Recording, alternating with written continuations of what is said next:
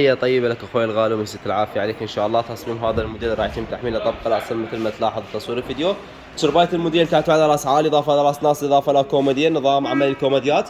كل كوميدي يحتوي على مجرين، مجرات تكون بهذه الطريقة وبهذا الشكل مالت الكوميديات. دوشمة الموديل تكون دوشمة لون شويتي، اضافة الى شازلون راح يجيك كذلك شويتي. زاوية الموديل تكون باب دوار بهذا الشكل. بالنسبة لارتفاع الكنتور يكون متر 250 سنتيم او متر 245 سنتيم.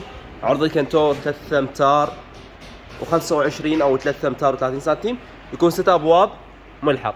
هذا الموديل عمل عراقي ضمن الفئة الثالثة الدرجات الاقتصادية. احنا عندنا 4 فئات. عندنا الدرجة الأولى تبدأ من سعر مليونين إلى 5 مليون. تصاميم الدرجة الثانية تبدأ من سعر 2 وربع إلى 1,750,000. أما تصاميم الدرجة الثالثة تبدأ من سعر 1,300,000 إلى 1,600,000. هذا الموديل عمل عراقي ضمن الفئة الثالثة الدرجة الاقتصادية. النقوش سي ان سي.